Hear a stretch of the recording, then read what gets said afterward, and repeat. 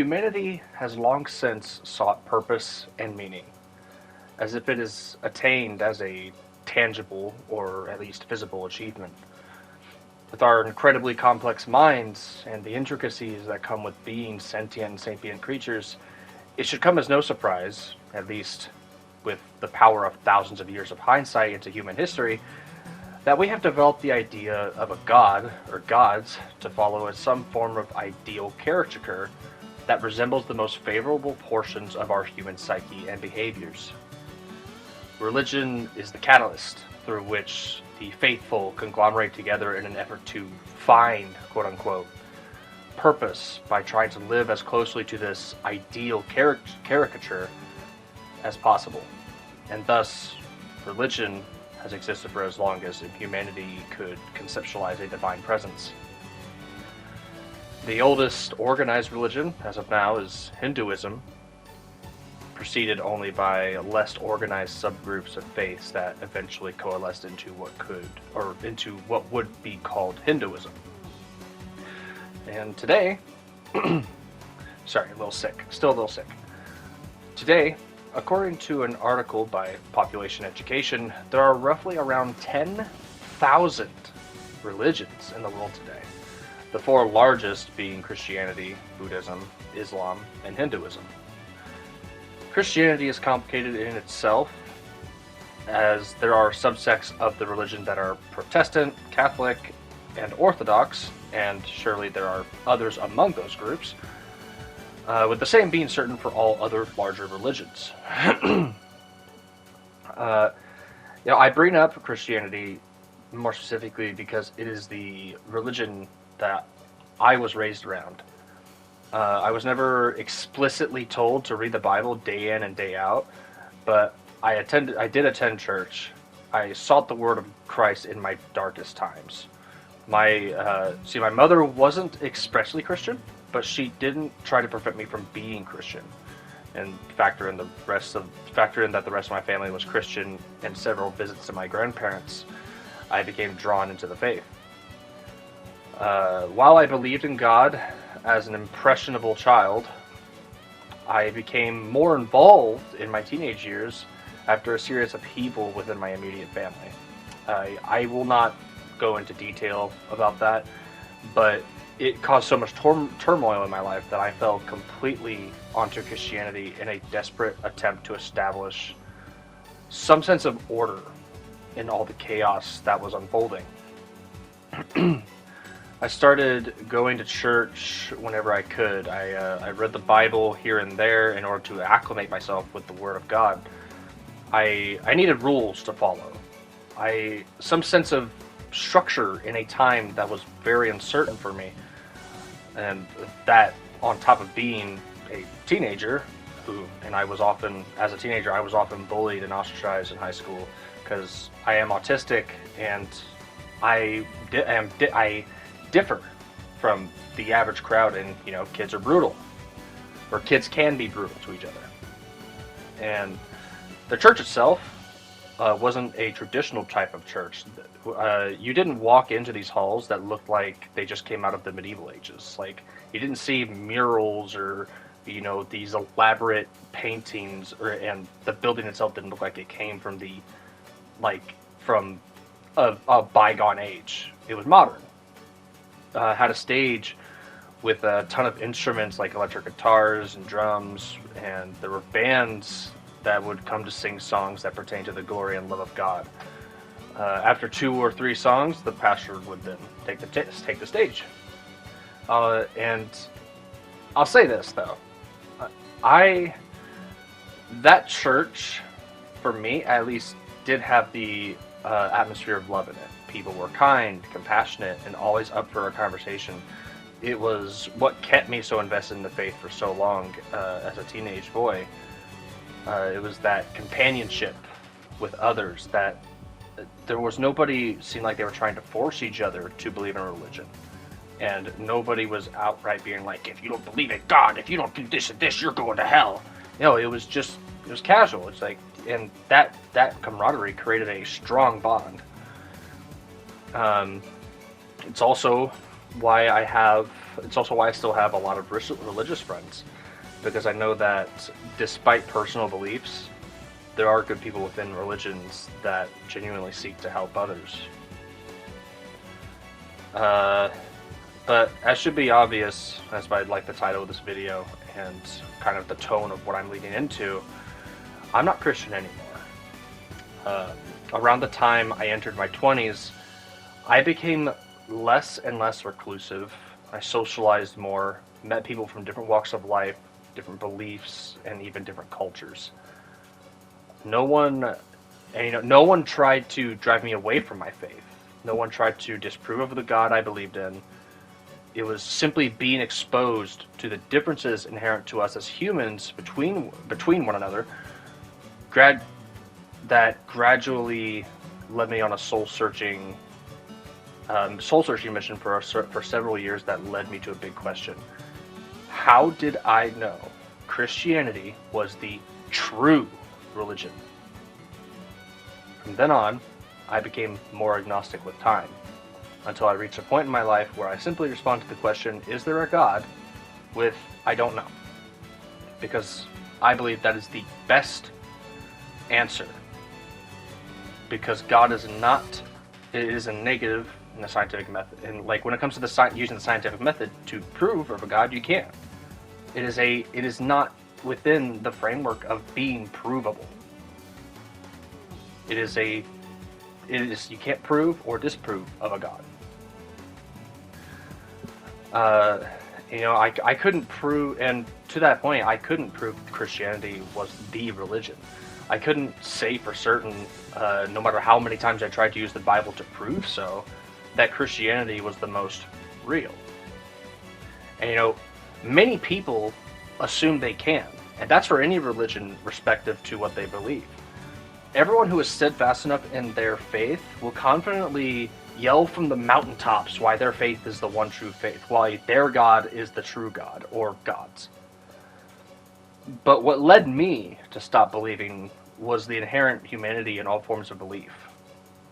When I ventured into the realm of philosophy and I started getting more into, when I started going to college and I ventured into English, which is my major, the more I realized a fundamental aspect of organized religion.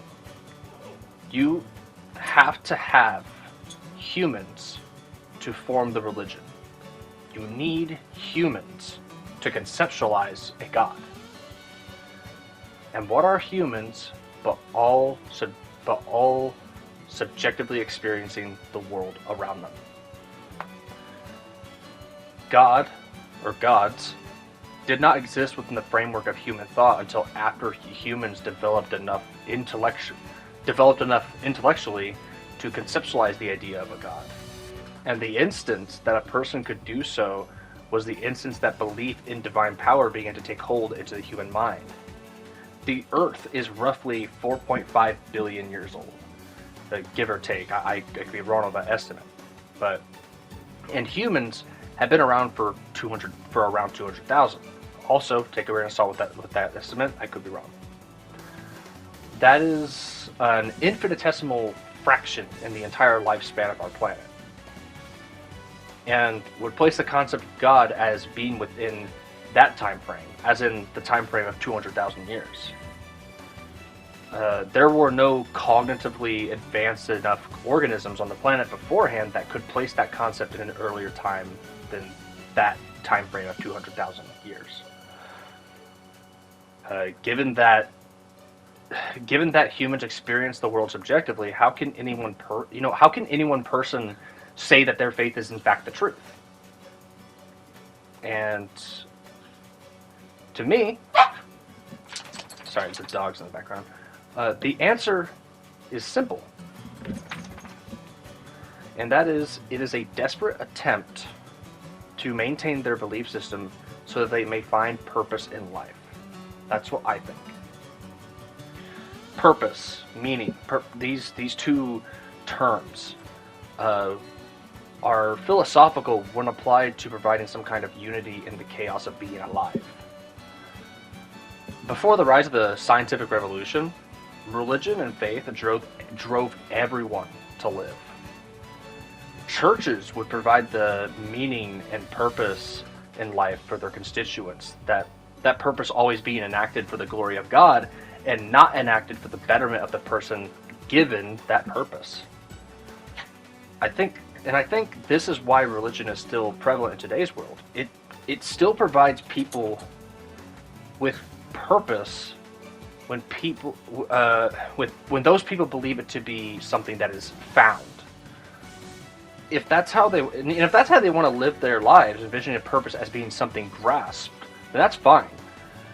But I believe something else entirely about purpose, and this idea has been established by several philosophers and others within similar or at least adjacent fields. Purpose and meaning are concepts created by humanity, much like everything else is. I'm taking inspiration from structuralist ideas like that of Saussure de Ferdinand. I might have butchered that name, but I'm taking structuralist ideas from philosophers like that, or structuralist thinkers like that, and which boils down to an idea that I got when I read one of his works, and that was that a tree, a physical tree, is only a tree because one day a human said to other humans that a tree was a tree. That tree is not a tree by default. It is only a tree because we started calling it a tree. The same applies to purpose and meaning, though they are more abstract compared to the physical identifiers that make up a tree. Realistically, there is nothing stopping someone from calling a tree a plane or an egg. It wouldn't change the properties of the object being labeled.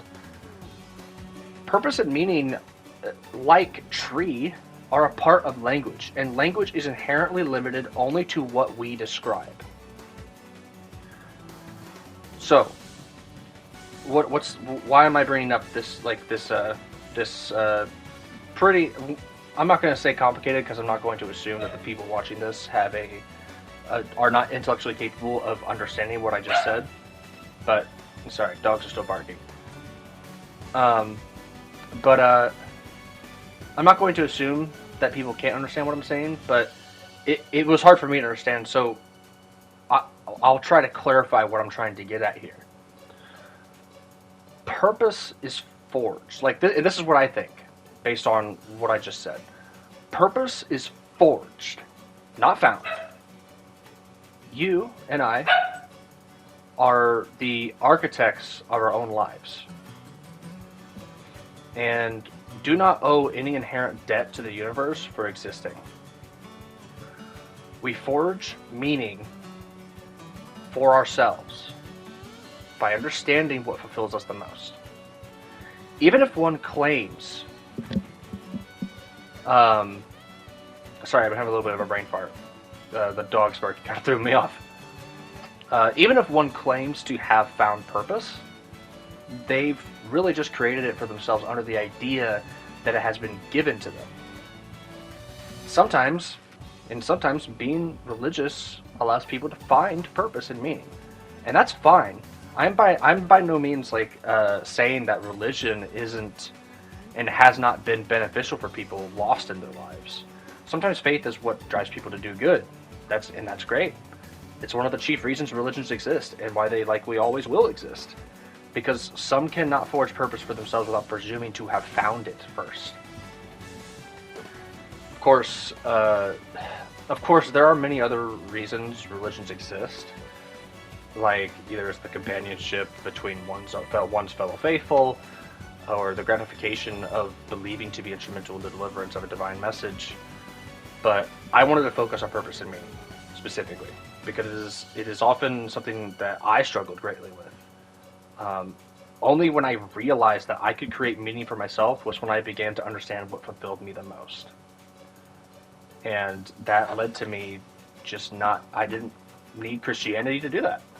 I was able to achieve, to find some kind of to forge meaning for myself without the aid of Christianity. So, Um, hopefully this wasn't too much of a word salad. And if anything, I hope whoever watches this gets something meaningful out of it. It's the first time I've actually written a script for this to make my thoughts more concise and not so jumbled about. And so I hope it was far better than previous videos where I just ramble on about stuff. So until next time, I'm RTB.